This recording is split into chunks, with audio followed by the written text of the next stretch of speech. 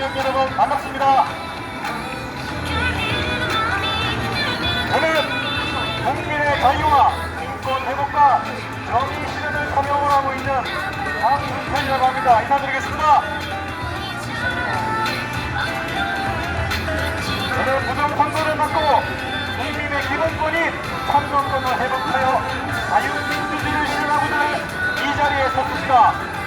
여러분, 2024년 22대 국회의원 선거에서 부정선거에 의해 민주당이 국민의힘 57석 정도를 가져간 사실을 여러분 아십니까?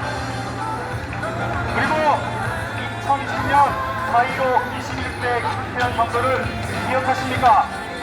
저는 그날을 잊을 수가 없습니다. 본투표하는 날 집에서 TV를 통해 대표를 지켜보고 있었습니다. 당일 승부조사를 방송을 통해 더불어민주당 178석, 국민의힘 139석을 예측을 했었습니다. 그리고 민주당 인사들도 투표 이전에 178석, 180석을 얻을 것으로 예상하고 있는 사람들이 있었습니다. 그런데 자유한국당과 국민의힘, 더불어민주당은 175석, 국민의힘은 108석을 확보를 했습니다. 투표 전 여론조사에서는 국민의힘, 민주당 지지율 양상이 박빙이었는데 뭔가 이상함을 느꼈습니다. 단일 출구조사와 사전 투표 출구조사로 어떻게 이렇게 정확한 예측을 했을까 하는 의구심이 들었습니다. 아니나 다를까 투표 다음날부터 부정선거에 대한 의혹 유튜브 방송이 지속적으로 나왔고 저는 정정호 유튜브 TV를 보다가 물문을 가길 수가 없었습니다. 가장 먼저 눈에 들어온 것은 단일 투표에서는 국민의힘 후보가 이겼으나 사전 투표에서는 대부분 민주당 후보가 벌처가 나와 최종 투표 결과 민주당이 승리를 하였었죠. 이어서 연일 부정선거의 정황과 증거들이 물밀듯이 유튜브를 통해 쏟아졌습니다. 당시 임경국 국민의힘 정의원은 한참을 부정선거 문서들을 제시를 했고 홍병호 TV에서는 서울, 경기, 인천, 사전투표에서 민주당과 국민의힘이 64대 36 똑같은 기록으로 나왔습니다. 하지만 됩니까? 이를 신랄하게 비판하는 문서들을 방송하기 시작했습니다. 저는 이것을 보면서 며칠 동안 수원에서 잠을 이루지 못했습니다. 그리고 서울 도서관에서 생일했던 이에 10차례 참석하며 함께 부정선거 반대를 외치며 반드시 이를 거쳐야 한다고 생각을 하였습니다. 한나라는 6월 3일 21대 대통령 선거가 있었지요. 그때도 어김없이 부정선거가 자행이 되었습니다. 단일 투표에서는 김문수 후보가 53%, 이재명 후보 38%가 나오는데 사전 투표에서는 김문수 후보가 20%까지 안 나왔고 이재명 후보가 13%가 나와서 전체 투표 결과 이재명 후보 40%, 김문수 후보 41%로 이재명 후보가 대통령으로 당선이 되었습니다. 사전 투표와 본투표의 연령 차이가 유사하다 하는데 이런 기운이 나올 수 있다고 생각하십니까, 여러분? 출구조사 결과는 어떻습니까? 이재명 후보 52%, 김문수 후보 39%가 나왔었죠. 단일 투표와 서민 투표의 샘플링으로 이러한 결과가 나올 수 있다고 생각하십니까? 단일 투표에서는 김문수 후보가 15%나 많이 나왔습니다.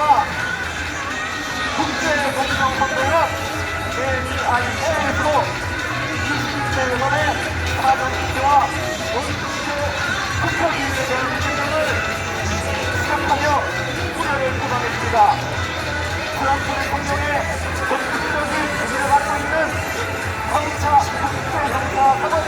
경제사인 모탄사로 지난 6월 27일 미국 워싱턴 내셔널 프레스 클럽에서 발표를 하기를 대한민국 2015년 대선은 조직적이고 광범위한 사례를 설명하며 부정선거가 있었다고 표명을 하였습니다. 그리고 이 부장은 찍은 사전 투표용지, CCTV 현황 등 구체적인 부정선거제를 설명을 하였고, 그리고 중국 공산당 개입을 조항을 주장을 하였었습니다. 그리고 선거 개입 의혹이 있는 A 웨버의 활동에 대한 검사 필요성을 강조했으며 국제선거 당시장 IEMT 연의로 국제사회의 조사를 촉구를 하였습니다. 그리고 모스탄 여사는 7월 14일 한국에 입국을 하여 7월 15일 서울대학교 정문 앞에서 크루스 포럼 국제 행사에서 부정선거를 시작하였으며 중국이 가짜 투표용지로 한국을 장악하려 한다는 발언을 하였습니다. 부정선거에 의해 구성된 이재명 정부와 비정당성을 비판하고 또한 강조를 하였습니다. 이후에도 여러 행사에서 참석하며 부정선거 활동을 지적하며 미국 정부 기관의 개입 가능성을 설파하였습니다.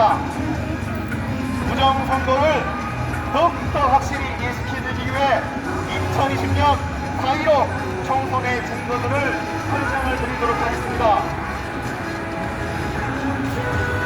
현재의 황교안 전 국민의힘 대표가 이끄는 부정선거 부패 방지대 일명 국방대의 자료를 인용하여 설명을 드리도록 하겠습니다. 가장 먼저 서울, 경기, 인천에 미리 정해진 사전투표 결과입니다. 민주당, 국민의힘이 64대 36 완전히 똑같은 비율로 득표를 했습니다. 이것이 말이 됩니까 여러분? 정인영, 민경욱, 이정미 국회의원 후보 같은 경우는 모두가 3명 다 39%가 나왔습니다. 될 수가 없는 말입니다. 그리고 1876년생 144대 유권자, 이 말이 됩니까? 기네스북 최고령자보다 나이가 많은 14명의 유권자가 나왔습니다. 있을 수가 없는 일입니다 여러분. 인구수보다 더 많은 유력 투표수가 나온 지역구도 있었습니다. 그리고 투표관 관리장이 도장이 뭉개진 이상한 투표용지, 그리고 지역구와 비례대표 투표용지가 겹쳐 인쇄된 가짜 투표지, 얼룩 인구가 묻은 가짜 당일 투표지, 그리고 한 번도 적은 적이 없는 빡빡한 가짜 투표지. 선거관리위원회에서는 이를 정상기업 투표지라고 얘기를 하였었습니다. 그리고 더군다나 본드가 붙어있는 가짜 사전 투표지, 본드를 뗀 흔적이 있는 가짜 당일 투표지, 그리고 좌우 견액이 다른 가짜 투표지, 재단 특검이가 붙어있는 가짜 투표지, 투표관 확인 도장이 없는 백지 투표지. 이게 말이 됩니까? 불가능한 형태의 기표 모양이 찍혀있는 가짜 투표지도 나왔습니다. 그리고 엉뚱한 곳으로 멀리 돌아다닌 반의 사전 투표지도 나왔습니다.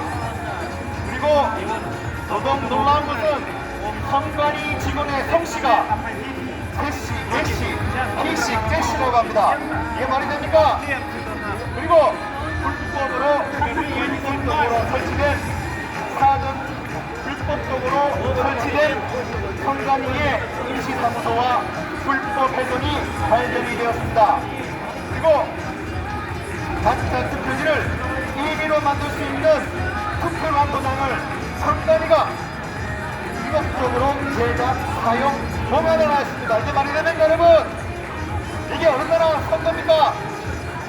선관위 유격상자가 아닌 선립방 상자에 불법으로 보관된 투표지가 나왔습니다. 그리고 더군다나 대부분은 180일 내에 선거 소송을 소유한 법을 어기고 당시 18개월이 지난 시점에 126건의 선거 소송 관련 판결을 내리지 않고 있었습니다. 그리고 투표지 보관실 내에 보관 박스에 훼손된 봉인지도 나왔습니다. 더욱더 놀라운 것은 한국산 전자개표기, 우리나라에서 사용하는 전자개표기를 사용한 키르기스탄은 2020년 10월 선거에서 부정선거소로 대통령이 불명예 퇴진을 하였었습니다. 우리나라에 사용하는 전자투표지로 사용을 한 키르기스탄입니다. 그리고 백지 투표도 위협으로 인정했던 부정선거 증거를 은닉했던 제도를 하려고 있습니다. 그리고 더더욱 놀라운 것은 선관위 쓰레기장에 버려진 사전 투표지 시간 나왔다는 것입니다, 여러분. 이게 말이 됩니까?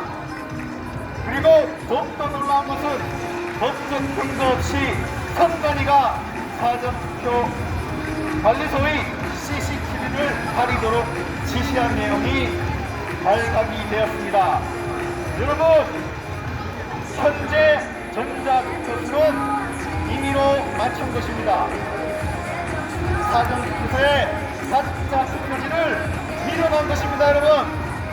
이를 보고 투표도 부정선거를 인정하지 않는다면 부정선거를 인지하고도 부인하는 것이겠죠. 이 이야기를 듣고 부정선거를 사실을 이해를 못하시는 분은 없을 겁니다. 선거불법을 알고도 부인하는 것은 본인 자신이나 자신이 속한 집단의 이익, 집단 이기주의로 나라의 미래를 다음 세대가 살 세상을 망치는 것이 아니고 무엇이겠습니까, 여러분? 2020년 부정선거뿐만 아니라 이후의 모든 선거에서도 유사한 형태의 부정선거가 지속적으로 이루어져 왔습니다. 부정선거에 대해 답사적인 공병호 TV의 방송에서 전문가들의 예측에 의하면 2024년 22대 국회의원 선거에서도 부정선거가 일어났으며 지역구에서 민주당 168석, 국민의힘 90석을 받았으나 실제는 민주당이 국민의힘 57석을 가져간 것입니다, 여러분. 민주당이 국민의힘 57석을 가져간 것입니다, 여러분. 부정선거가 없었다면 민주당 104석, 국민의힘 147석, 비례대표를 더하면 민주당이 116석밖에 안 됩니다. 국민의힘은 168석입니다. 부정선거에 지금 현재 민주당이 175석, 국민의힘이 108석이 되어버린 것입니다, 여러분. 최근에 개봉한 이영돈 PD의 부정선거 신의 작품인가에서도 이 내용이 적나라하게 폭로가 되어 있습니다. 저는 2020년부터 이후 선거마다 일어나는 부정선거와 거기에 대응하는 이를 막으려는 애국 시민들과 관계자들의 처절한 몸부림에도 꼼짝도 안 하는 국회와 언론들을 보며 속이 터질 것만 같았습니다. 윤석열 대통령도 대am시 발표한 대am 사유의 큰 사유 중에 하나가 부정선거 의혹이었습니다. 대am까지 하며 주장한 부정선거는 조사나 특검을 한 번도 하지 않고 그냥 윤석열 대통령만 탄핵이 되어버린 것입니다, 여러분. 부정선거 건들면 대통령도 날린다는 겁니다. 여러분, 위에서 언급드린 팩트들은 명백한 부인할 수 없는 부정선거가 확실합니다. 어찌 우리 국민의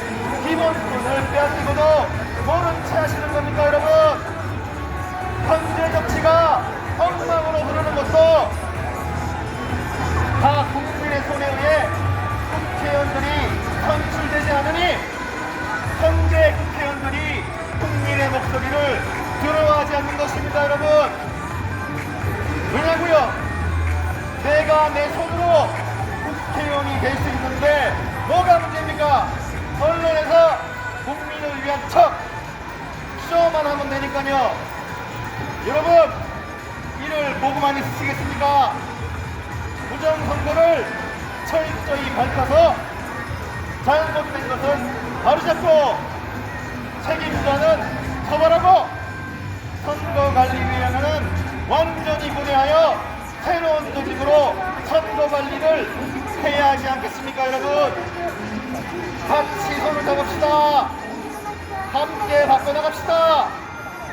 베네수엘라는 차베스 14년 후계자만으로 현재까지 12년, 총 26년을 장기 집권 독재 체제 아래 포퓰리즘 정책을 남발한 결과 1970년대 중남미에서 가장 잘 사는 나라에서 초인플레이션과 국가 부도라는 심각한 경제 붕괴를 겪고 있습니다. 여러분, 전체주의 국가나 공산주의 국가에서 살 수는 없지 않습니까, 여러분? 다음 세대가 자유민주주의 국가에서 살게 해야지 않겠습니까?